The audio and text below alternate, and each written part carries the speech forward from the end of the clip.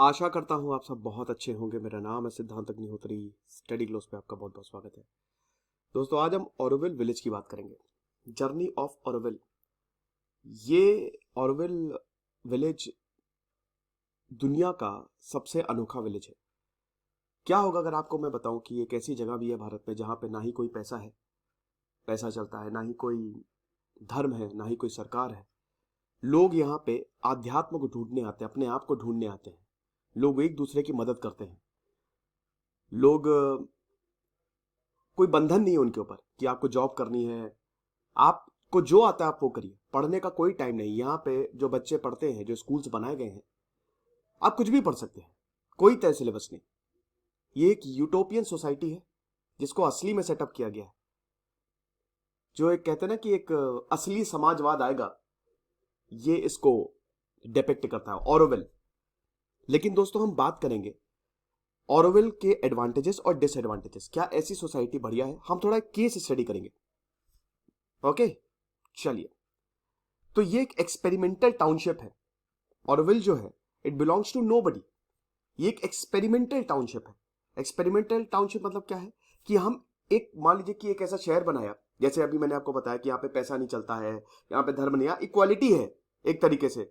वो आपने कहावत सुनी होगी ना, there is enough for anyone need but not for anyone's grid.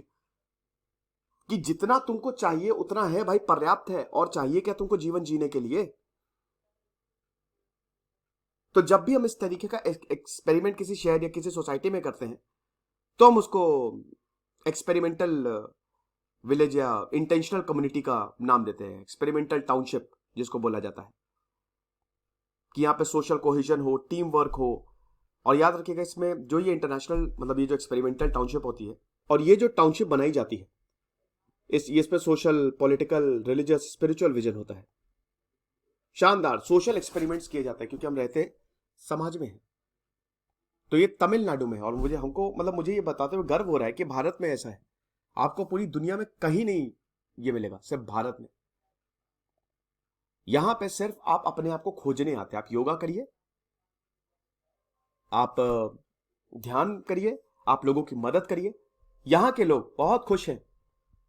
1968 में मीरा अल्फासा, जिनको मां बोला जाता, मदर, उन्होंने इसको फाउंड किया था और डिजाइन किया था रॉजर एंगर ने। हालांकि बेसिकली ऑरोबिंदो घोष का प्रॉपर आइडिया था इसमें। ऑरोविल एक यूनिवर्सल टाउन है जहां पे आदमी, औरत, सारे देशों के रह सकते हैं और अच्छे से रह सकते हैं, शांति से रह सकते हैं। लोगों में भाईचारा बढ़ेगा। पॉलिटिक्स से अलग, नेशनैलिटी से अलग, एक ऐसा शहर जो सिर्फ प्यार फैलाए। वाह! यह जो आपको दिख रहा है, यह है मातृ मंदिर। ये यहां पे आप कैमरा नहीं ले जा सकते, ये बीच में है। ये है मातृ मंदिर। मैं एक एक चीज बताऊंगा, परेशान मत होइए। और ये शहर के बीचों बीच बना हुआ है। It's a symbol of divine answer. यहाँ पे आप जाइए, मेडिटेट करिए। बहुत सारी चीजें यहाँ पे हैं जो आपको बहुत ही पीस देगी। यहाँ पे कोई भगवान नहीं है, कोई धर्म नहीं है। सिर्फ एक स्पाइरलिंग रैंप है जो ऊपर ही जाता रहता है, ये चीज। और ये इसीलिए बनाया गया है मातृ मंदिर को, ताकि आप अपने अंदर झांक सके, जो कि गीता कहती है, जो कि क्रिश्चियनिटी, हर कोई यही कहता है। एक तरीके से सारा धर्म यही कहता है। तो 4 जोन्स है।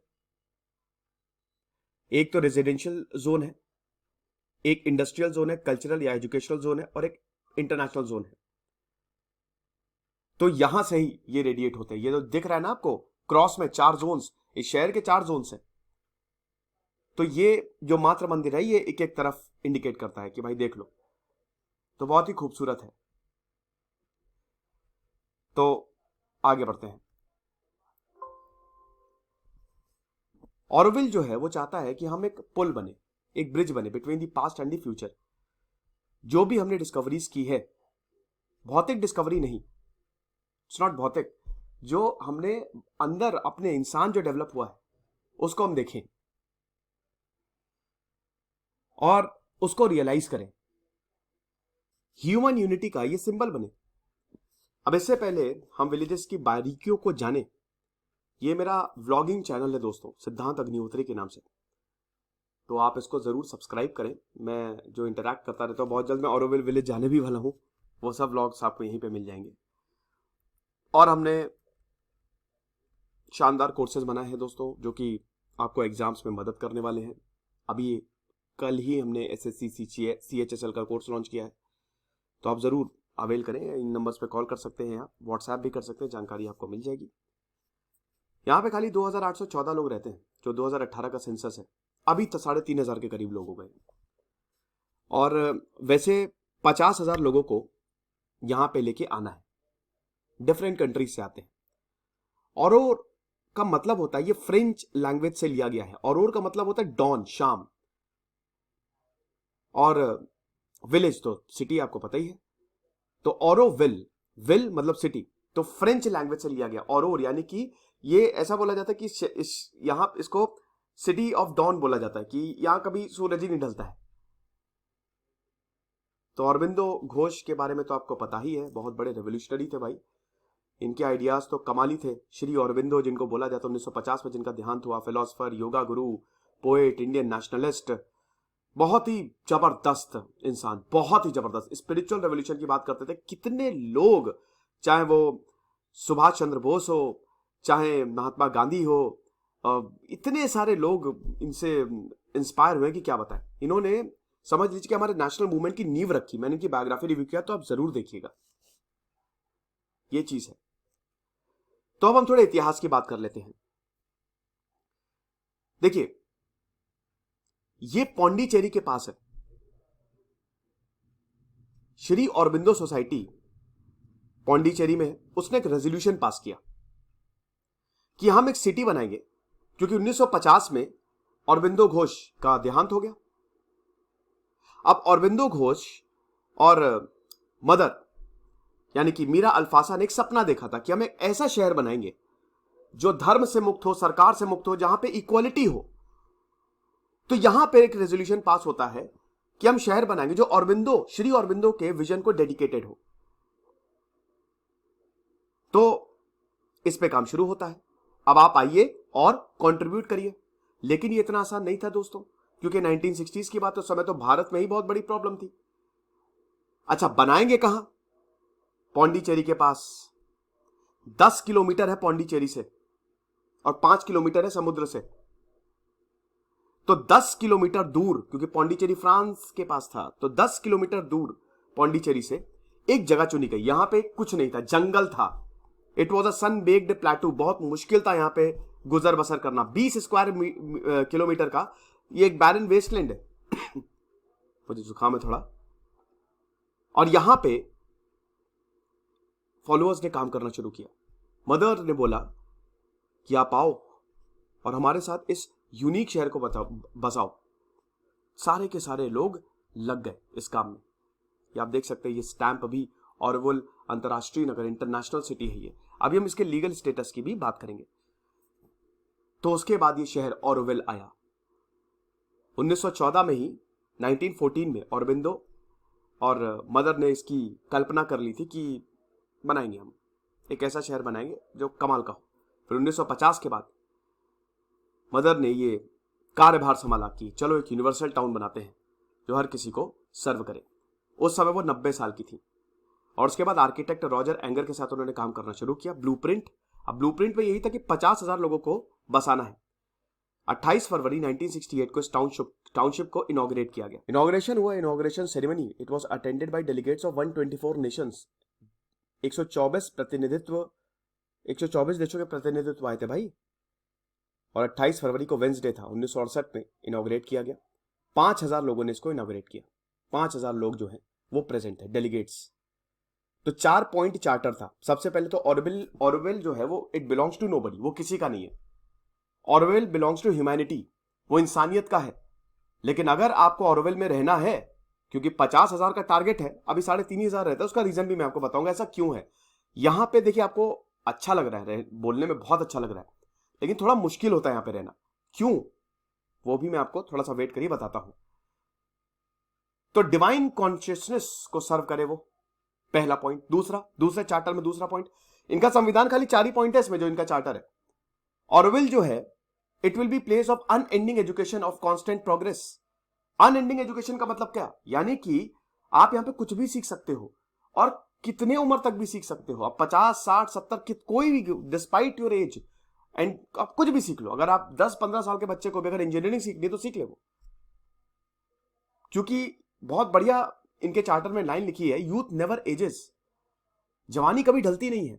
भाई वॉरेन बुफे 51 साल के हैं, लेकिन बिल गेट्स कहते हैं कि उनका माइंड जो है वो 30 साल के एक युवा की तरह है। ऐसे ही अल्बर्ट आइंस्टीन का था। तीसरा पॉइंट, ऑरवेल जो है ये एक ब्रिज होना चाहता है between past and the future.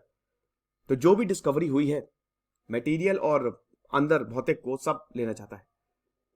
And चौथा, Orwell will be site of material and spiritual researches. ये 4 पॉइंट। ओके,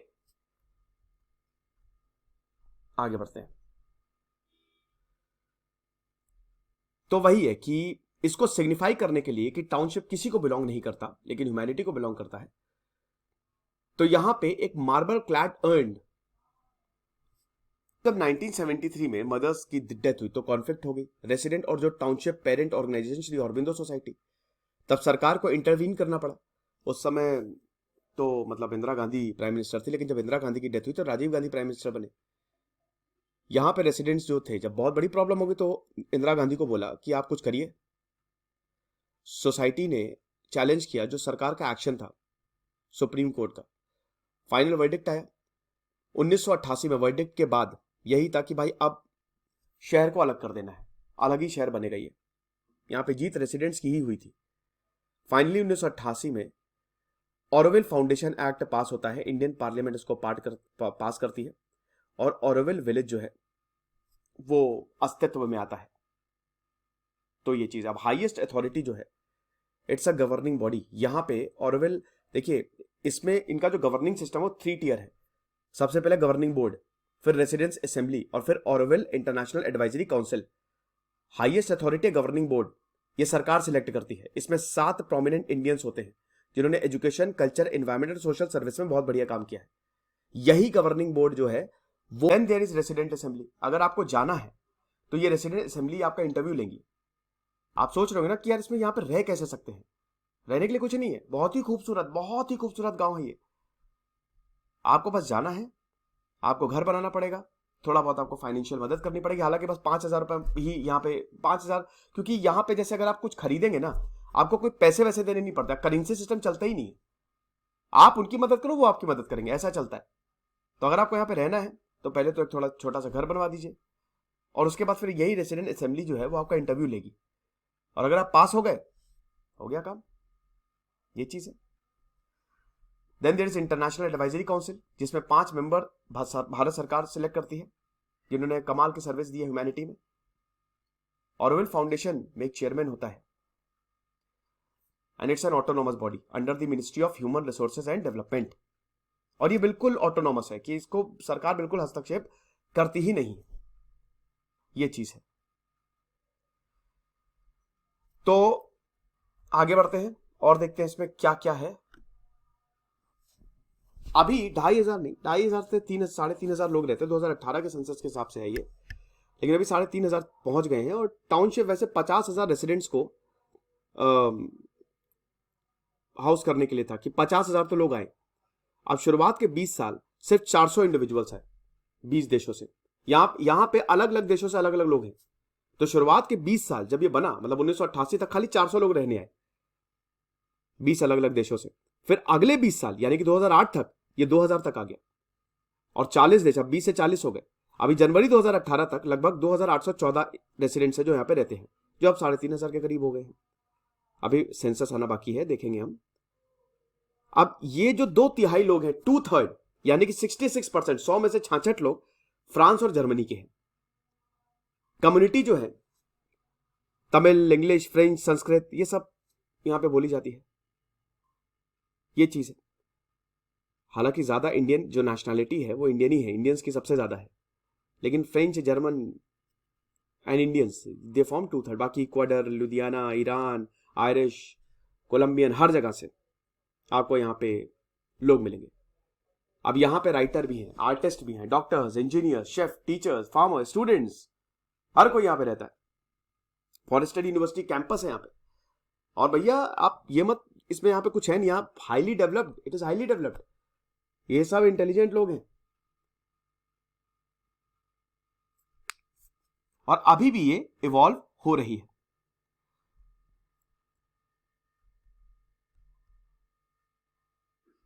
दिस, ये जो बरगद का पेड़ है ना, it is geographical centre of the Auroville. सबसे पहले यही, इसी के इर्द गिर्द ही पूरा शहर बनाया गया है।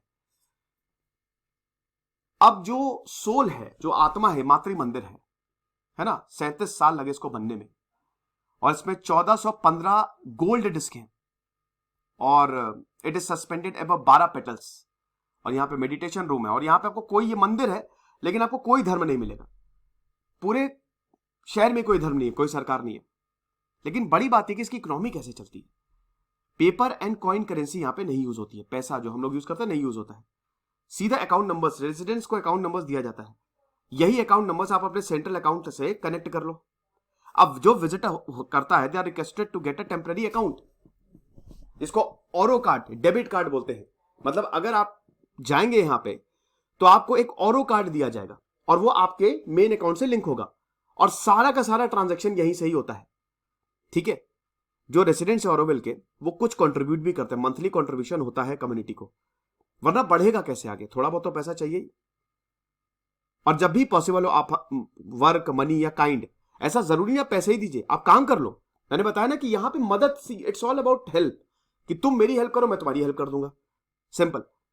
तो आप मदद कर दो, आप काम कर दो, जैसा कि घर बनाना है ना। अब मान लो घर बनाना है, तो भाई अब नहीं बना पाएंगे, इतना पैसा नहीं है, तो कोई ना कोई तो होगा ना यहाँ घर बनाने के लिए, 500-600 लोग मिलकर घर बना देते हैं।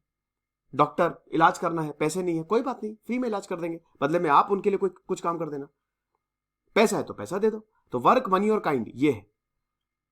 अब टूरिस्ट प्लेस है ये, गेस्ट कंट्रीब्यूशन या डेली फी, यहां पे जो गेस्ट रहते हैं वो फी पे करते हैं, जो ऑरोविल के बजट को बढ़ाता है। मेंटेनेंस भी होता है ऑरोविल का, जो भी इनके पास पैसा आता है उससे बहुत अच्छे से मेंटेन करते हैं, काफी साफ सुथरा है। इंडियन गवर्नमेंट इसको ओन करती है, याद रखिएगा, यही ऑरोविल फाउंडेशन को मैनेज करती है, और थोड़ा बहुत फाइनेंस भी कर देती है, ये चीज है। गेस्ट हाउस है, बिल्डिंग्स है, कंस्ट्रक्शन यूनिट्स है, आईटी है, small and medium scale business है, जो कि इनकी इकोनॉमी को लगातार चलाता रहता है। तो बाकी फंडिंग होती रहती है, एफॉरेस्टेशन, यहाँ पे लगातार पेड़ लगाया जाता है, ऑर्गेनिक एग्रीकल्चर होता है, रिसर्च होती है यहाँ पे, हेल्थ केयर, विलेज डेवलपमेंट होता है, एक्सपेरिमेंटल टाउन है, तो आप कर सकते हो। जाने के लिए आप पौंडीचेरी जाइए, और पौंडीचेरी से 12 किलोमीटर की दूरी पे है ये, आप सड़क से भी जा सकते हैं, चेन्नई पौंडीचेरी तक जो ईस्ट कोस्ट रोड है ना, जो कनेक्ट करती है, वहां से जाइए, रास्ते में ही पड़ता है,